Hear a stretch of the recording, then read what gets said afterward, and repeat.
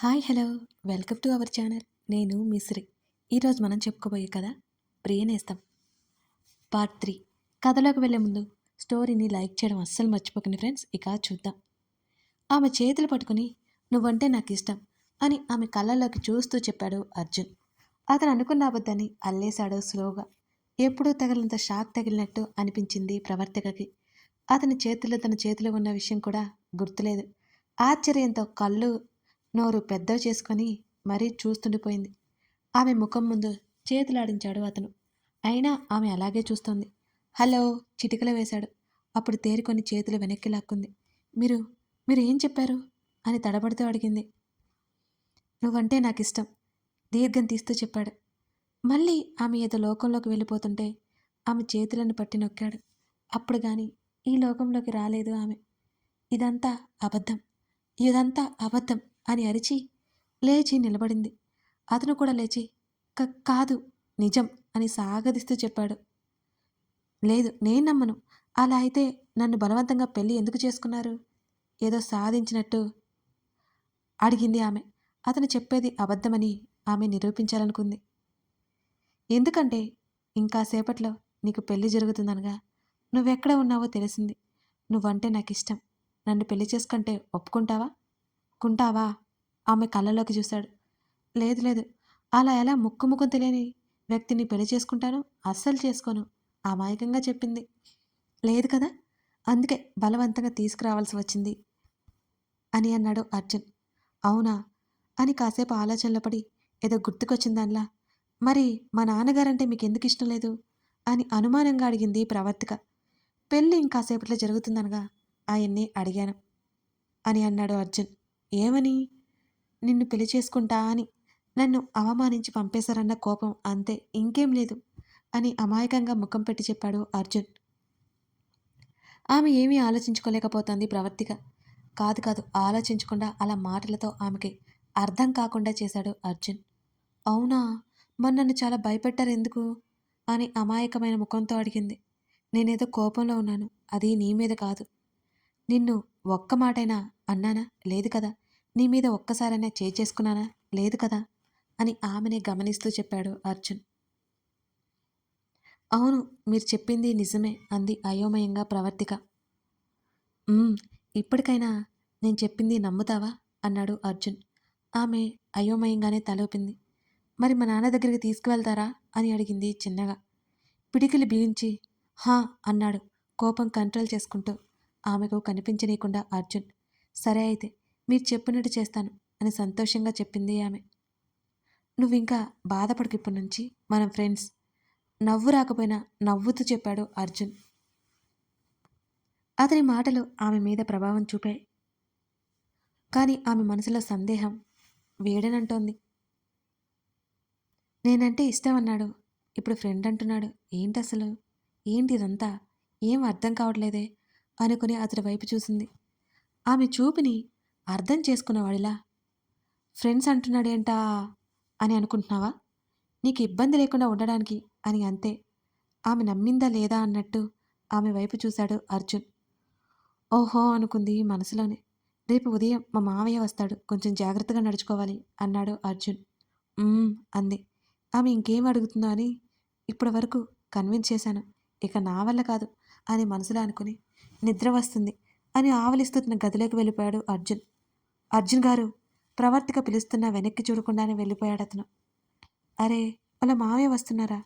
ఎందుకు ఆయనకి ఇవేమీ తెలియకూడదనుకుంటున్నాడు? ఆయన ఎక్కడి నుంచి వస్తున్నారు? ఇవన్నీ అడగడం మర్చిపోయానే, రేపైనా అడగాలి అనుకుని నిద్ర ముంచుకు వస్తుంటే తన గదివైపుకి అడుగులు వేసింది ప్రవర్తిక. ఈ అమ్మాయిని మోసం చేస్తున్నానా? ఆమె మనసుతో ఆడుకోవట్లేదు కదా. నేను అబద్ధం చెప్పాను సరే, ఆ అమ్మాయి నన్ను ఇష్టపడట్లేదు కదా. ఇక ఆ అమ్మాయి మనసుకి ఏం బాధ ఉండదులే అనుకుని నిద్రకి ఉపక్రమించాడు అర్జున్. కళ్ళు మూసుకుని ఉన్న ప్రవర్తిక ఏదో గుర్తుకొచ్చినట్టు చటుక్కున కళ్ళు తెరిచి చూసింది. నేనేంటి, ఇతను చెప్పింది నిజమే కాదో నమ్మేశాను. అయినా ఆయన గారు చేసింది మాత్రం తప్పు. బలవంతంగా తాళి కట్టాడు. నేను ఊరికే ఉండను, బదులు తీర్చుకుంటాను. నన్ను ఎంత ఏడిపించాడు, అన్నిటికీ సమాధానం చెప్పి తీరాలి. నేను ఈయన గారి దగ్గర అస్సలు ఉండను. పైకి అని నిద్రలోకి జారుకుంది ప్రవర్తిక. ఏమో, ఎవరికి తెలుసు, ఒక్కోసారి మనం అనుకున్నట్ట మన భవిష్యత్తు ఉండబోదు అని. డబ్ డబ్ డబ్ తలుపు కొట్టిన శబ్దంతో నిద్రలోంచి కదిలింది ప్రవర్తిక. పదే పదే శబ్దం వినిపించడంతో మెల్లిగా కళ్ళు తెరిచి చూసింది. ఇది తన గది కాదని తెలిసి వెంటనే లేచి కూర్చుంది. నిద్ర మత్తు దెబ్బకి వదిలిపోయింది. ఇంతసేపు వరకు పడుకున్నానేంటి, ఇప్పుడేమంటారు అని కొంచెం భయంగా అనుకుని తను చూసుకుని బట్టలు సరిచేసుకుని గబగబా తలుపు తెరిచింది. అర్జున్ కోపంగా చూస్తున్నాడు. ఆ చూపేంటి అలా ఉంది, కొట్టేలా ఉన్నాడు అనుకుని మౌనంగా అర్జున్ వైపు చూస్తుంది ప్రవర్తిక.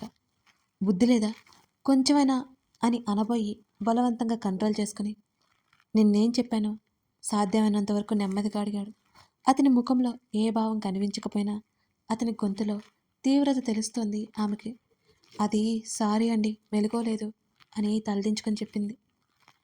మామయ్య వచ్చాడు, నిన్ను అడిగాడు, వెళ్ళు, 10 నిమిషాల్లో రావాలి, అర్థమైందా అని సీరియస్గా చెప్పాడు అర్జున్. అలాగే అని తల ఊపి లోపలికి పరిగెత్తింది ప్రవర్తిక. ఆమె ప్రవర్తన అతనికి నవ్వు తెప్పించింది. మావయ్య తనే, అప్పుడే బొమ్మలా తయారై వచ్చి ఉన్న ప్రవర్తకని చూపించాడు అర్జున్. మహాలక్ష్మిలా ఉన్నావు, నీ పేరేంటి తల్లి అని అడిగాడు కృష్ణమూర్తి. ప్రవర్తిక బాబాయ్ గారు అంది చిరునవ్వుతో. నీలాగే నీ పేరు కూడా లక్షణంగా ఉంది అని నవ్వి, ఇదేం బాలేదమ్మా అని అన్నాడు. ఏమైంది బాబాయ్ గారు అంది కంగారుగా ఆమె. వీడంటే వాడికి నచ్చినట్టు చేస్తాడు, నువ్వైనా చెప్పాలి కదమ్మా, వీడికి మీ పెళ్ళి నా కళ్ళతో చూడలేకపోయాను అని కొంచెం బాధగా చెప్పాడు. మావయ్య చెప్పా కదా, తప్పనిసరి పరిస్థితుల్లో అలా జరిగిందని. పెళ్ళి ఆపడం ఎలాగో అర్థం కాలేదు, అందుకే మావయ్య తొందరపడ్డాను. ఆయన పక్కన కూర్చొని సర్ది చెప్తూ ప్రవర్తిక వైపు చూశాడు. ఆమె కోపంగా చూస్తోంది. తనేంటి ఇలా చూస్తుంది అని మనసులో అనుకున్నాడు. వీడెప్పుడు ఇంతే తల్లి, నాకొక్క మాట చెప్తే మీ అమ్మ నాన్నలతో మాట్లాడేవని కదా అమ్మా అని అన్నారు. నాకు ఆలోచించుకునే టైం ఎక్కడ ఇచ్చారు బాబాయ్ గారు, నేను ఆలోచించేలోపు మెడలో పసుపు తాడు వేశాడు అని అంది కోపాన్ని దాచుకుంటూ. ఆశ్చర్యంగా చూశారు కృష్ణమూర్తి. అబ్బా, ఇరికించేసింది అని మనసులో అనుకుని ప్రవర్తిక వైపు కొరకొరా చూశాడు. మీకు ఇలాగే ఉండాలి, నన్ను ఎంత భయపెట్టారు అనుకుని అర్జున్ వైపు చూసింది ఆమె. నీ పని తర్వాత చెప్తా, నేనంటే భయం లేకుండా పోయింది నీకు. నిన్ను ఊరుకబడ్డానికి ఏదో కూల్గా ఉంటుంటే మామయ్య దగ్గర ఇరికించేస్తుంది అనుకుని. అది మామయ్య ఆ టైంలో ఇంకేం చేయాలో తెలియలేదు అని నసిగాడు. బాబాగారు ఇప్పటికే చాలా ఆలస్యమైంది, తర్వాత మాట్లాడుకుందాం. ఇంకా టిఫిన్ చేయకపోతే మీ ఆరోగ్యం ఏమవుతుంది. అక్కడితో ఆ విషయాన్ని మళ్లించింది ప్రవర్తిక. అలాగేనమ్మా అని ప్రవర్తిక తల నిమిరి అందరూ డైనింగ్ టేబుల్ వైపుకి కదిలారు. నిన్ననే కదా డైనింగ్ టేబుల్ బద్దలు కొట్టారు, ఇప్పుడే ఎలా వచ్చింది అనుకొని ఆశ్చర్యంగా అర్జున్ వైపు చూసింది ఆమె. నువ్వు కూడా కూర్చో తల్లి, సీతమ్మ వడ్డించు అన్నాడు కృష్ణమూర్తి. పర్లేదు బాబాయ్, ఆయన తిన్నాక తింటాను అంది. అర్జున్కి పొలమారింది ఆ మాటకి. మెల్లిగా నాన్న అని అర్జున్ తల మీద తట్టి నీళ్ళు ఇచ్చారు. ప్రవర్తిక నవ్వుకుంది. అర్జున్ వైపు చూసి ఆమె ఆశ్చర్యపోయింది. నిన్న గాయమైన చేత్తో తింటున్నాడు, రాత్రి కూడా తిన్నాడు, అంత బాధని ఎలా వరిస్తున్నాడు అనుకుంటూ అర్జున్ ముఖం వైపు చూసింది ఆమె. కృష్ణమూర్తి గారితో నవ్వుతూ మాట్లాడుతున్నాడు అర్జున్. అతని ముఖంలో స్వచ్ఛమైన ఆనందం అతని ముఖంలో ఆమెకి కనిపించలేదు. అర్జున్ వైపు చూస్తూ ఆలోచనలో పడింది ప్రవర్తిక. ఏంటమ్మా తినకుండా ఆలోచిస్తున్నావు అని అన్నాడు కృష్ణమూర్తి. ఏం లేదు బాబాయ్ అని నవ్వి తినడం మొదలుపెట్టింది. ఏమైందన్నట్టు చూశాడు అర్జున్ ప్రవర్తిక వైపు. తల వంచుకుని తింటోంది ప్రవర్తిక. అర్జున్ కృష్ణమూర్తి ఏవో మాట్లాడుకుంటూ అలా హాల్లో కూర్చున్నారు. ప్రవర్తిక సీతమ్మతో పాటు వంటగదిలో ఉంది. ప్రవర్తికమ్మ, ఒక్కరోజులో ఈ మార్పేంటి అని ఆశ్చర్యంగా అడిగింది సీతమ్మ. నా జీవితంలో ఏం జరుగుతుందో నాకే తెలియదమ్మా, నీకేమని చెప్పాలి అనుకుని. అర్జున్ గారికి నేనంటే ఇష్టమట, అందుకే పెళ్లి చేసుకున్నారట అన్నది ప్రవర్తిక. ఏంటమ్మా నువ్వు చెప్పేది అని ఆశ్చర్యంగా అడిగింది సీతమ్మ. అర్జున్ తనకి చెప్పింది మొత్తం వివరించింది. పోనిలే తల్లి, ఇక నీకు ఇంకేం బాధ లేదు. అర్జున్ బాబు ఎవరినైనా నా అనుకుంటే ప్రాణం పెట్టి చూసుకుంటాడు. నిన్ను చూసి బాధగా ఉన్నా ఇప్పుడు భయం లేదు నాకు అని సీతమ్మ సంతోషంగా అంది. మొహమాటంగా నవ్వింది ప్రవర్తిక. తన గదిలోకి వెళ్తున్న ప్రవర్తికని చూసి, ఏమ్మా మీ గది ఇటువైపు కదా, నువ్వేంటి ఆ గదిలోకి వెళ్తున్నావు అని కృష్ణమూర్తి అనడంతో టక్కున ఆగిపోయింది ప్రవర్తిక. అర్జున్ కూడా కంగారు పడ్డాడు. ఏం చెప్పాలి అని. మీరు వచ్చే వరకు విడివిడిగా ఉండాలి అనుకున్నారు అర్జున్ బాబు ప్రవర్తికమ్మ అని అంది సీతమ్మ వెంటనే. కృతజ్ఞతతో సీతమ్మ వైపు చూశారు ఇద్దరు. ఓహో అలాగా, అక్కర్లేదురా. మీ జీవితం మీరు సంతోషంగా కలిసి జీవించండి. నా కోసం మీ సంతోషాల్ని వదులుకోవడం మంచిది కాదు. అమ్మని బాధ పెట్టకు అని అన్నారు కృష్ణమూర్తి. అర్జున్ అంత ప్రాముఖ్యత ఇస్తుంటే ఆనందంగా. అయ్యో ఇప్పుడెలా అనుకుని, నాకేం బాధలేదు బాబాయ్ గారు, మేమింకా ఏం ఆలోచించలేదు అని టక్కున చెప్పింది ప్రవర్తిక. అతనితో కలిసి ఉండాల్సి వస్తుందేమోనన్న భయంతో. నువ్వలా అంటున్నా మీకు ఏదో మూల బాధ ఉంటుంది కదమ్మా. మీరు హ్యాపీగా ఉండండి. మీ నాన్నగారితో నేను మాట్లాడతాను. నువ్వేం భయపడకు తల్లి అని ప్రవర్తిక తల మీద నిమురుతూ చెప్పారు. అయ్యో దేవుడా, ఇప్పుడెలా? తల కొట్టుకోబోయి ఆగిపోయింది ప్రవర్తిక. ఈ మనిషి ఏంటి విగ్రహంలా నిలబడి చూస్తున్నాడు? ఇక్కడ నేను టెన్షన్తో చచ్చిపోతుంటే అని అర్జున్ వైపు కోపంగా చూస్తుంది. మావయ్య, ఇప్పుడు ఇవన్నీ అవసరమా? పరిస్థితులు సర్దుకొని అప్పుడు చూద్దాం అని అన్నాడు అర్జున్ అసహనంగా. అర్జున్, నువ్వేం చెప్పగో. మీరు భార్యాభర్తలు. అంతేకాకుండా ఒకరికొకరు ఇష్టపడే పెళ్లి చేసుకున్నారు. మీ సమస్య ఏంటి అసలు? పరిస్థితులు అంటావా, అవే సర్దుకుంటాయి. మీరు సంతోషంగా ఉండండి. అంతకంటే నాకు ఇంకేం వద్దు. నువ్వు నవ్వుతూ ఆనందంగా నా ముందుంటే చాలు అని అర్జున్ వైపు ప్రేమగా చూస్తూ చెప్పాడు కృష్ణమూర్తి. ఇష్టపడా నా బొంద అని చిన్నగా తల కొట్టుకుంది ప్రవర్తిక. ఇంకేం మాట్లాడలేదు ఇద్దరు. సీతమ్మ, ఆ ఏర్పాట్లేవో చూడు అని అక్కడి నుంచి వెళ్ళిపోయారు కృష్ణమూర్తి. అర్జున్ వైపు కొరకొరా చూస్తూ తన గదిలోకి విసవిసా వెళ్ళిపోయింది ప్రవర్తిక. సీతమ్మ నవ్వుకుంటూ ఇంటికి వెళ్ళిపోయింది అక్కడి నుంచి. తల పట్టుకుని అక్కనే కూర్చుండిపోయాడు అర్జున్.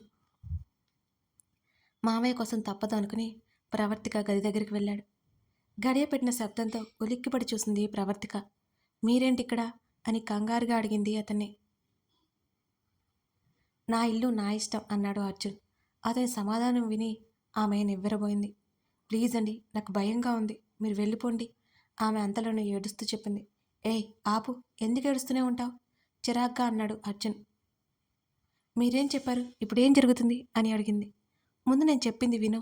ఏంటంటే అని అతను ఇంకా చెప్పే లోపలే,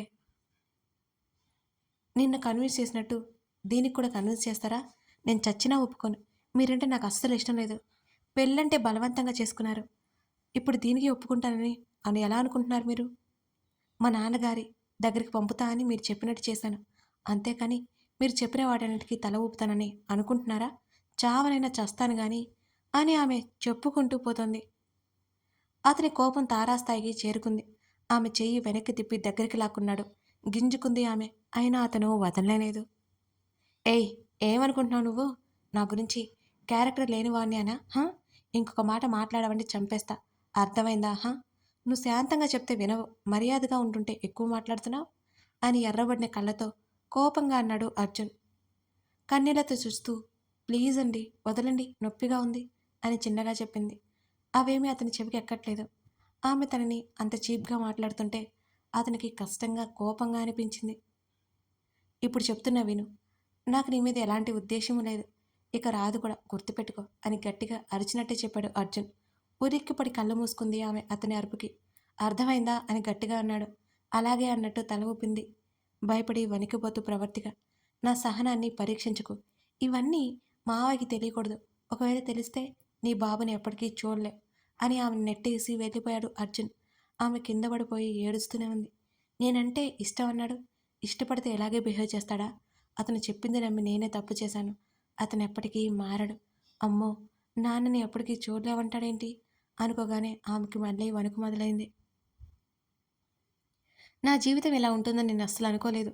నేనేం పాపం చేశాను అని వెక్కి వెక్కి ఏడుస్తూ కిందనే పడుకుండిపోయింది ప్రవర్తిక. అర్జున్కి కోపం తగ్గట్లేదు. తన గదిలో అటు ఇటు తిరుగుతూనే ఉన్నాడు అర్జున్. చ, ఇంత అసహ్యంగా ఎలా మాట్లాడుతుంది ఈ అమ్మాయి? తన జోలికి పోవద్దనుకున్నా పదే పదే కోపం తెప్పిస్తూనే ఉంది. 4 రోజుల్లో నేను అనుకున్నది చేయాలి అని బెడ్ మీద వెనక్కి వాలి కళ్ళు మూసుకున్నాడు అర్జున్. ఏడుస్తున్న ప్రవర్తిక ముఖం గుర్తుచాగానే ఉలిక్కిపడి కళ్ళు తెరిచాడు అర్జున్. కథ కొనసాగుతుంది. ఇలా అర్జున్ ప్రవర్తిక మధ్య మళ్ళీ ఓ చిచ్చు మొదలైంది. వీళ్ళిద్దరూ అసలు కలిసి ఉండబోతారా? లేకపోతే అర్జున్ ఆమెను అసలు ఎందుకు పెళ్లి చేసుకున్నట్టు నిజంగానే ఇష్టంతో పెళ్లి చేసుకున్నాడా? ఏదైనా పంతంతో చేసుకున్నాడా? తెలుసుకోవాలంటే ఈ కథను చదవాల్సిందే. Thank you.